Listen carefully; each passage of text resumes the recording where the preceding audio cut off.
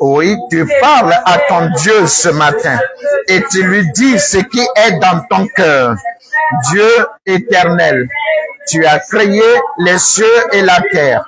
Tu es l'auteur, c'est lui qui est à l'origine de toute existence, mon Dieu, qui vit et qui conduit à la vie. Tu es celui, notre Père et notre Roi, qui n'a pas de pareil. Ô Seigneur, tu t'es révélé la dimension, la condition, la hauteur, la profondeur, la largeur, la longueur par lesquelles tu t'es révélé. Jamais il n'y en a eu un autre qui ait pu atteindre cette dimension, qui ait pu les assumer et les assurer. Éternel Dieu, tu as fait ton choix, tu as marqué Abraham, tu as élu Isaac, tu as béni Jacob, tu as honoré Judas, tu as établi David et en Jésus-Christ, tu t'es manifesté définitivement. Père, merci mon Dieu de nous avoir choisis par le sacrifice de Jésus-Christ au travers de la révélation que nous choisissons en lui. Et merci de ne pas nous rejeter, mais de nous accepter devant ta face et surtout de venir en nous, afin, Père Céleste, de nous prendre à toi et que nous soyons un avec toi, que nous retrouvions l'identité originelle, que nous retrouvions la nature originelle avec les visions, les caractères, la nature, les habitudes, les qualités, les actions, les réactions, les sentiments et les pensées qui sont les vôtres, qui sont les tiennes, Seigneur, et qui te glorifient, qui te servent et qui te bénissent, qui nous épanouissent et qui nous amènent au meilleur de nous-mêmes. Merci au nom de Jésus-Christ de ce qu'en ce matin, ta gloire se démontre encore parmi les hommes. Règne en maître absolu, que nos cœurs soient saisis par ta présence et tes actions, qu'au plus profond de nous, nos esprits soient touchés, afin d'être libérés de nous-mêmes, libérés de la souillure qu'il a portée dans les temps passés, qu'aujourd'hui, nos esprits soient sanctifiés et disposés à toi à jamais, afin que nous soyons des terrains fertiles et que, Seigneur, chacune de tes sémences porte des fruits, qu'une graine porte 30, 60 et même 100 au nom de Jésus. Bénis-nous de ta connaissance. Bénis-nous de ta sagesse et ton intelligence. Bénis-nous de ta puissance, de ton amour et ta crainte. Bénis-nous de ton héritage. Oui, Père, l'héritage de ton statut, de ta nature, de tes œuvres, de ta vision, de ta gloire, de ton impact à jamais, au nom de Jésus. Merci, Saint-Père, de ce que tu bénis ce moment ici à Bethesda, mais tu bénis, Seigneur, ce moment dans toutes les autres églises de la chapelle de l'évangile, des fidèles royaume de l'évangile. Tu bénis toutes les autres assemblées, confessant le nom de Jésus-Christ, confessant, mon Dieu, mon roi, le Christ en chair venu parmi les hommes, mort et ressuscité d'entre les morts, élevé à la droite du Père. Confessons le Saint-Esprit, la présence de Dieu aux hommes, Seigneur, et parmi les hommes. Merci, éternel Dieu, de ce que tu nous as exaucé dans le nom de Jésus. Amen. Alléluia. Nous acclamons le Seigneur. Gloire à Dieu. On peut s'asseoir dans la grâce de Dieu. Merci bien. Ce matin encore, Dieu nous bénit avec le même thème qu'il nous a donné depuis déjà un certain temps. Et nous savons que ce thème qui est principal actuellement, c'est à la bonne place avec les bonnes dispositions. Ça veut dire qu'il faut être à la bonne place et il faut avoir la bonne disposition. Beaucoup de personnes ne sont pas souvent dans les bonnes places. Par conséquent, leurs actions, leur cœur, leur volonté, leurs souhaits, leurs efforts, leurs sacrifices n'ont pas de valeur. Ça ne peut pas porter de fruits pour Dieu. La Bible nous dit par exemple que si quelqu'un est en Christ, c'est là qu'il est honoré. Acte 4, 12. Il n'y a de salut en aucun autre, car il n'y a sous le ciel aucun autre nom qui ait été donné parmi les hommes par lequel nous devions être sauvés. Cela veut dire que si tu n'es pas en Christ, tes efforts, même tes sacrifices n'ont aucune valeur. Mais cela veut dire aussi que si tu es en Christ, c'est Christ qui te conduit. Et donc, là où il te place, si tu n'es pas non plus là-bas, alors tes actions, tes souhaits, tes vœux, tes sacrifices, tes engagements n'ont pas de valeur. D'abord, il faut être en Christ. Il faut être où Christ te conduit, où est-ce qu'il te place. Mais maintenant, quand on est en Christ, ça ne suffit pas. Être là où Christ nous a disposés, ça ne suffit pas. Il faut avoir les bonnes dispositions. Ça veut dire les attitudes de cœur qui te donnent d'être reçu devant Dieu, qui te donnent d'être favorisé par le Seigneur et qui donnent au cœur de Dieu de trouver de la joie et de la fierté en toi. Ces attitudes de cœur, nous devons les cultiver. Par exemple, c'est tourner naturellement vers Dieu pour toutes choses. Apprendre à lui rendre grâce. C'est une attitude que le cœur doit développer et qui donne de la joie au cœur de Dieu. Si quelqu'un ne sait pas naturellement se tourner vers le Seigneur et lui dire merci, et lui dire je vois ce que tu fais, je suis conscient que tu m'aimes, comment voulez-vous que Dieu se sente bien d'agir davantage dans la vie de la personne? C'est important également que quelqu'un dans le cœur apprenne à se tourner vers Dieu juste pour reconnaître qu'il appartient à Dieu. La Bible dit que l'âne connaît son possesseur. Le bœuf connaît son possesseur, l'âne connaît sa crèche. Mais Israël ne connaît rien. C'est le prophète Ésaïe qui prophétisait et qui parlait ainsi. Pourquoi il disait cela? C'est parce que en ce moment où il prophétisait, Israël n'avait pas l'habitude de revenir à son Dieu. Quand tout se passait bien, alors il était heureux, il continuait son chemin. C'est comme les 9 lépreux. Ils étaient 10 à être guéris. Mais quand ils ont été purifiés de la lèpre, les 9 autres ont continué leur chemin. Il y a un seul qui est venu pour rendre grâce à Jésus, au Seigneur. Cette habitude-là, nous l'avons aujourd'hui. Tant que tout va bien, nous n'apprenons pas à nous tourner vers le Seigneur. Ah, c'est une relation. Tu n'es pas mari de quelqu'un quand ça va.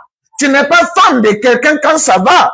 Tu n'es pas enfant de quelqu'un quand ça va. Tu n'es pas père ou mère de quelqu'un quand ça va. Tu n'es pas ami de quelqu'un quand ça va. Tu l'es à tous les moments, dans toutes les conditions, dans toutes les circonstances. Et donc, l'attitude de cœur consiste à naturellement se tourner vers le Seigneur pour confesser et mettre en valeur la relation que nous avons avec lui. Nous lui disons, il est Dieu par la bouche, par les actes, par le comportement, par nos choix. Nous lui disons, il est Seigneur. Ça veut dire que nous lui appartenons par la parole, par les actes, les comportements, les réactions, les habitudes et les choix. Nous lui disons, tu es mon berger.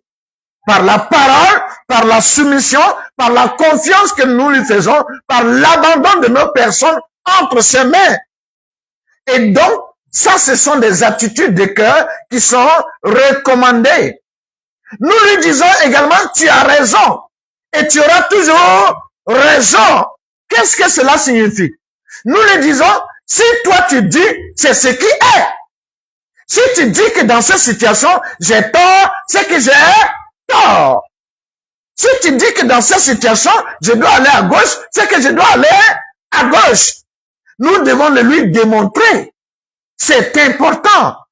Donc, quand nous tournons vers lui, c'est pour lui dire, tu as toujours raison. Je crois Romains 3:4 nous le dit. Que tout homme soit reconnu pour menteur et Dieu pour vrai. Vous voyez? Alors, ces attitudes de cœur sont importantes. Nous nous tournons vers Dieu pour lui dire, Tu es la priorité à tous les niveaux. Alors, si je dois rencontrer une expérience, si je dois recevoir quelque chose, si je dois manifester quelque chose, je dois me poser la question à savoir, est-ce que cela ne va pas porter un coup à ta place dans ma vie? Est-ce que cela ne va pas te foncer? Est-ce que cela ne va pas briser quelque chose entre toi et eux et moi? Ça veut dire qu'avant toute chose, je m'occupe de voir si ce qu'il y a entre nous ne va pas prendre un coup. Voilà donc ce que ça veut dire. Mais combien d'entre nous comprenons cela? Si quelqu'un a de telles attitudes, il reçoit de l'intelligence et de la sagesse en lui. Mais quand quelqu'un n'a pas cette attitude-là, même son intelligence reste dans les ténèbres. Il ne sait pas ce qu'il faut faire en priorité. Qu'est-ce qu'il faut choisir? Et ces décisions sont dangereuses. Ces comportements le condamnent. Ces attitudes l'égarent. Il est perdu. Ce n'est pas ce que Dieu veut pour nous. C'est pour cela qu'aujourd'hui, le Seigneur nous apprend à prier en quelques minutes. Et le sous-thème, c'est prier efficacement. C'est le sous-thème. Nous devons prier efficacement. Qu'est-ce que cela veut dire? Chaque fois que nous prions, il faut que nous arrivions à faire réagir le Seigneur. Ce n'est pas normal que quelqu'un prie et que le Seigneur ne réagisse pas. Non. La réaction du Seigneur dans une prière est ce qu'on appelle l'exaucement. Ce n'est pas le fait de prier et d'avoir quelque chose qui dit qu'on est exaucé. Non, mais c'est le fait de prier et d'avoir l'attention de Dieu et que Dieu réagisse à ce que nous avons manifesté. On dit dans ce cas que nous avons été exaucés. Alors, prier efficacement, c'est prier et être exaucé à tous les coups. On peut être exaucé sans avoir obtenu ce qu'on est venu demander. Mais on est exaucé. Pourquoi? Parce que Dieu réagit et la réaction de Dieu nous rapproche plus de lui. De ce que s'il te refuse ce que tu as demandé, il t'a encore plus rapproché de lui. S'il te donne ce que tu as demandé, il t'a encore plus rapproché de lui. C'est ça l'exaucement. L'apôtre Paul dit, j'ai prié jusqu'à 3 fois par rapport au mal que je connais. On a envoyé un démon pour me souffleter, un ange de Satan pour me tourmenter. J'ai prié. C'est l'apôtre Paul quand même.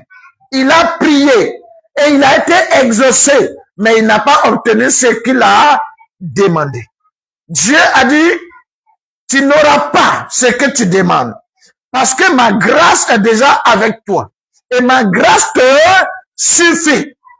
Il a appris à l'apôtre Paul à vivre avec certaines situations que lui, il a choisies. L'apôtre Paul a été encore plus proche de son Seigneur, de Jésus-Christ notre Seigneur. Nous devons être exaucés. Chaque fois que tu ouvres la bouche, le ciel doit réagir. Il doit y avoir du mouvement. Il doit y avoir de la réaction de la part de Dieu. Est-ce que tu en es capable? Nous lisons ce passage de Jacques chapitre 5, le verset 16. Je commence au verset 16 qui m'intéresse. Il a dit ceci. Jacques chapitre 5, le verset 16. Confessez donc vos péchés les uns aux autres et priez les uns pour les autres afin que vous soyez guéris. La prière fervente du juste a une grande efficacité. Élie était un homme de la même nature que nous. Il pria avec instance pour qu'il ne plût point et il ne tomba point de pluie sur la terre pendant 3 ans et 6 mois. Puis il pria de nouveau et le ciel donna de la pluie et la terre produisit son fruit. Alléluia. Élie était un homme de la même nature que toi, que moi. C'est-à-dire un humain, mais qui a abondé dans le sens du spirituel. Cela veut dire que l'avantage qu'il a eu, c'est d'être spirituel. Il a compris les choses de Dieu. Et on dit, il a prié avec ferveur. La prière fervente. Tout ce qui est fervent, comment est-ce que ça se manifeste? Ça veut dire que ça remplit d'abord le cœur. Vous savez, il n'y a pas de foi si le cœur n'est pas rempli du sujet de prière. Souvent, quand on dit aux gens de prier, et puis ils sont en train de prier légèrement, ou bien, ça veut dire même si ta voix ne sort pas, tout de suite, il y a une concentration qui doit se sentir. Pourquoi?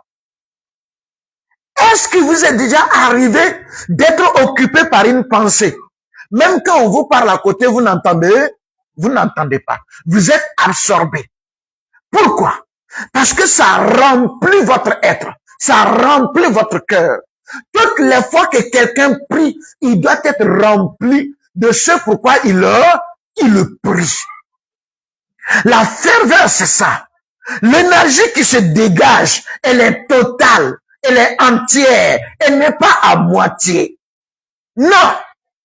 Chaque moment de prière est une solennité.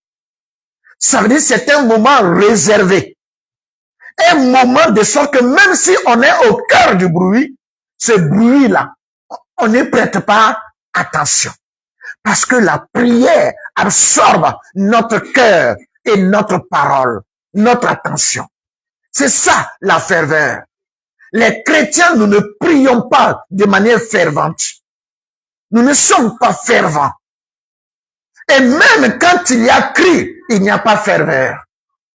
Parce que ce n'est pas le cœur souvent qui est rempli. Il n'y a pas de foi sans soif. Or, la soif, c'est l'absorption. On est absorbé, on est pris, on est carrément envahi. C'est ça. Donc, si nous comprenons qu'il faut faire des prières ferventes, nous devons... Excusez.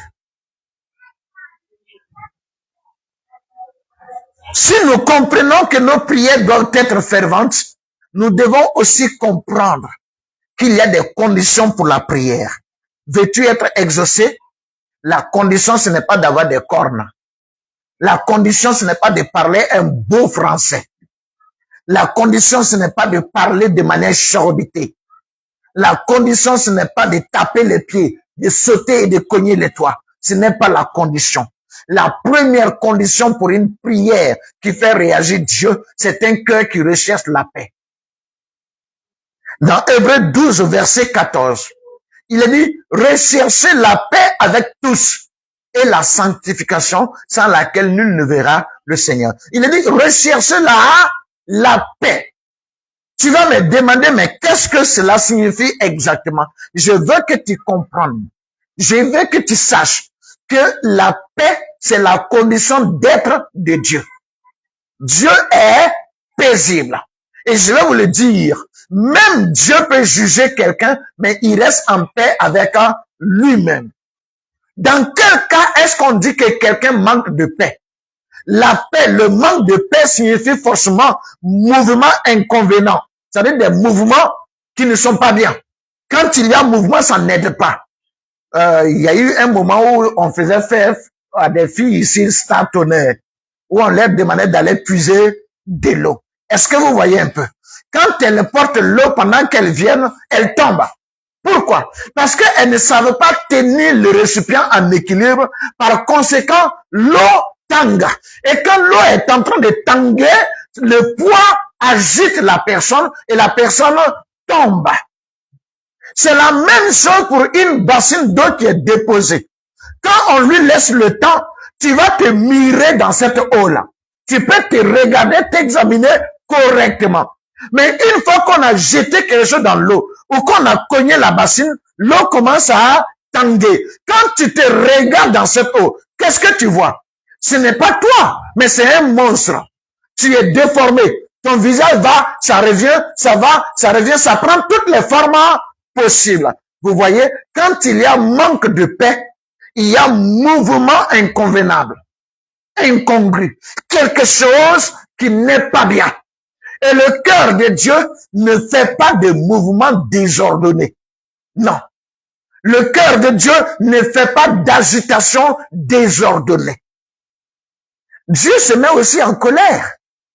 Dieu aussi est jaloux. Est-ce que vous le savez? Il est, oui, Dieu est jaloux. Il est d'ailleurs très jaloux. Mais malgré cela, il reste un Dieu de paix. Il n'y a pas de mouvement désordonné. Tout ce qui se passe et qui vient briser la paix à l'intérieur t'empêche d'être exaucé. Ça t'empêche d'honorer le Seigneur.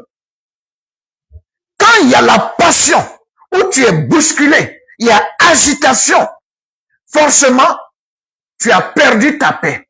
Et celui qui n'a pas la paix ne peut pas être avec Dieu. Maintenant, si c'est ça la paix, vous comprenez par exemple que si tu es en colère contre quelqu'un, que tu es en train de juger quelqu'un, vous savez ce qui se passe? C'est comme si tu es assis ici et ton âme est en train de sortir pour aller vers la personne. Il y a une sorte de mouvement, mais des mouvements qui t'empêchent d'être entier. Tu n'es plus toi-même. Alors, rien de toi n'a de la valeur. Ça ne te ressemble pas. Il faut que chaque chose porte sa marque. Quand on regarde, on doit dire, cet appareil-là, voici sa maison. Voici la maison qu'il a fabriquée. Vous êtes d'accord avec moi? Voici la marque. On doit dire, cette personne-là, on dit, on reconnaît l'arbre à ses fruits. Le chrétien se reconnaît étant enfant de Dieu en raison de ce qui est en lui vient de Dieu. Mais maintenant, si tu n'es pas entier, ce que tu donnes, ce que tu produis, à qui ça appartient? Ça n'a aucun sens. Dieu n'exauce pas un homme, une femme qui ne produit pas la paix, qui ne recherche pas la paix. Il faut aimer la paix. Faire en sorte que le cœur soit toujours dans une condition de tranquillité, dans une condition de stabilité. On n'a pas à aller s'agiter pour en vouloir, juger, condamner, détruire. On n'a pas non plus à aller s'agiter pour se laisser briser dans une timidité qui n'a pas de sens, dans une fuite, dans un rejet, dans un mépris. Si quelqu'un est de cette manière, comment peut-il avoir la faveur de Dieu? Comment? Tu es occupé à juger quelqu'un. Tu es occupé à traiter quelqu'un de rien. Et toi, tu t'attends à ce que Dieu te donne de la valeur. Pourquoi? Ton cœur est dans des mouvements déréglés, désorganisés, impurs. Dieu ne souhaite pas cela. Alors, si quelqu'un veut réussir sa prière, il faut qu'il ait un cœur de paix. C'est pourquoi on apprend à faire la paix en tout temps. On apprend à pardonner. On veille sur son cœur. C'est essentiel. C'est capital.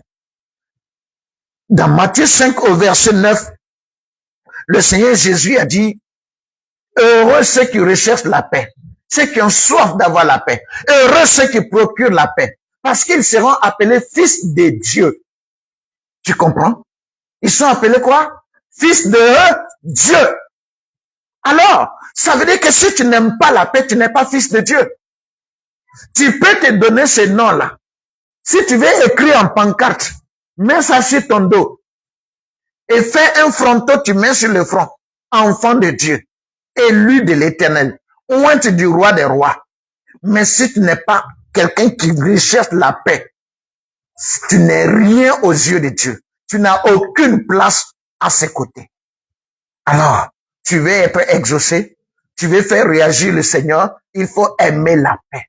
C'est l'élément capital. En plus de la paix, il faut apprendre à vivre l'obéissance. Voilà quelque chose que nous, les chrétiens, nous ne connaissons pas. Et pourtant, ça doit être le critère principal de l'Église, de chaque enfant de Dieu.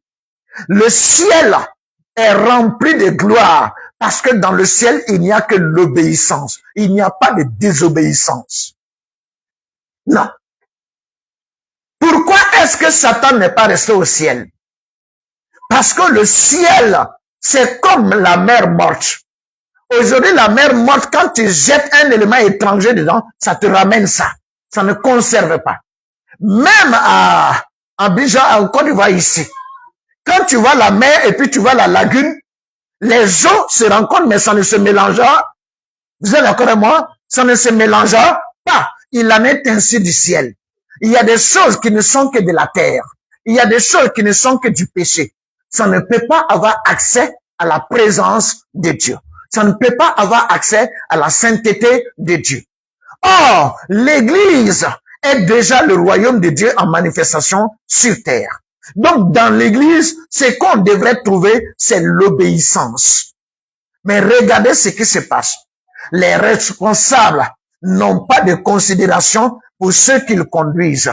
Et ceux qu'on conduit méprisent les responsables. Et chacun traite les ordres selon que ça lui donne un intérêt ou non. Quand l'ordre est facile à exécuter, quand ça le met en valeur, il se met à le faire, il est content. Mais quand l'ordre va lui enlever une certaine dignité humaine, il refuse, il ne le fait pas. Quand l'ordre va lui coûter le fait qu'il va fournir des efforts, il ne le fait pas. Quand l'ordre va lui coûter le fait qu'il peut perdre des avantages, tels que de l'argent, tels que certaines conditions, certains regards de ce monde, il ne le fait pas. Il refuse. Nous sommes désobéissants. Nous refusons de faire des choses et nous pensons toujours que nous sommes dans la faveur de Dieu. Un jour, le Seigneur a dit ceci. Il dit, un homme avait 2 fils. Il a dit au premier, je veux que tu ailles travailler au champ. Et celui-là a dit à son père, père, je ne veux pas y aller. Mais quand il a fini de parler et que le père a continué son chemin, il s'est levé, il est allé au champ. Il a travaillé au champ. Le père est allé trouver le second, il lui a dit, lève-toi, va travailler au champ.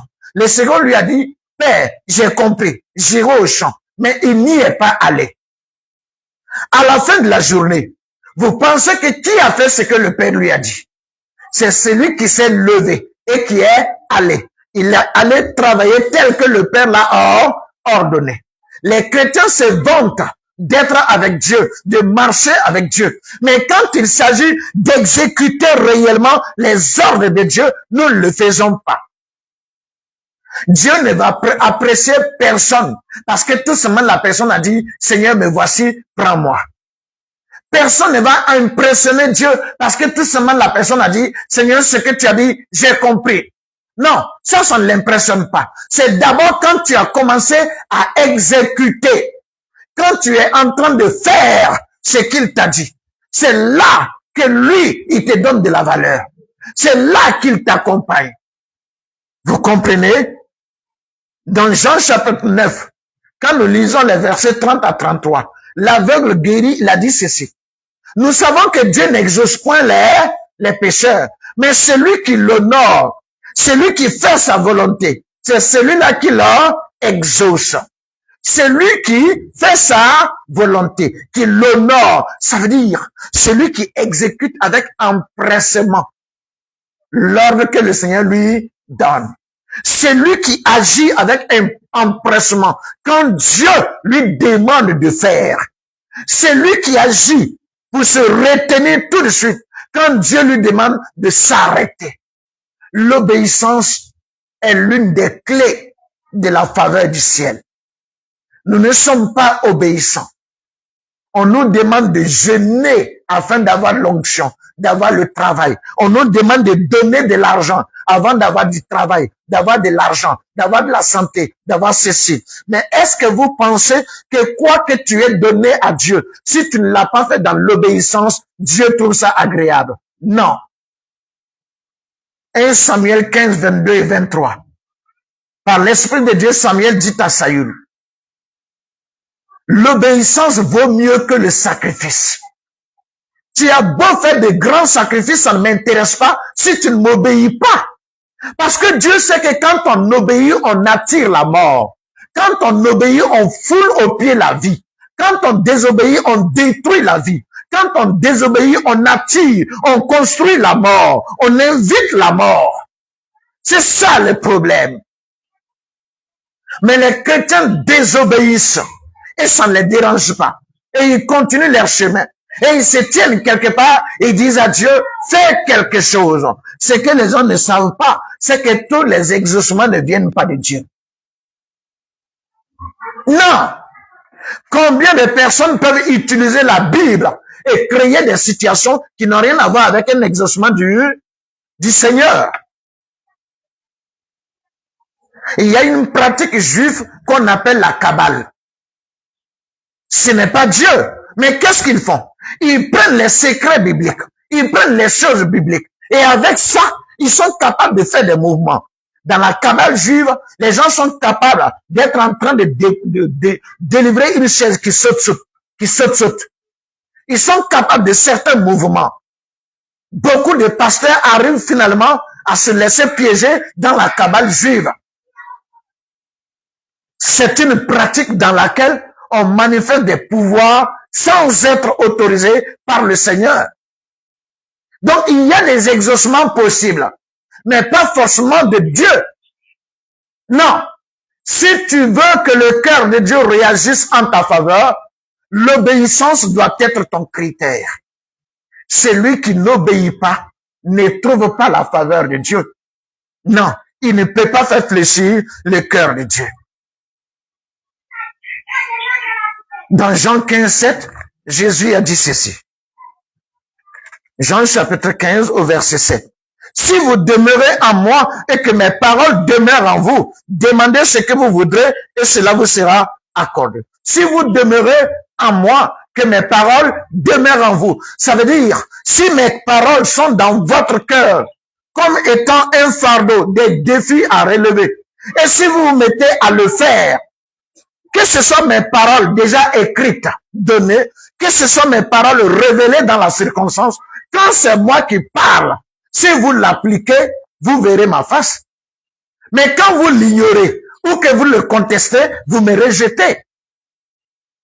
Veux-tu être exaucé dans ta prière? Sois quelqu'un qui est obéissant.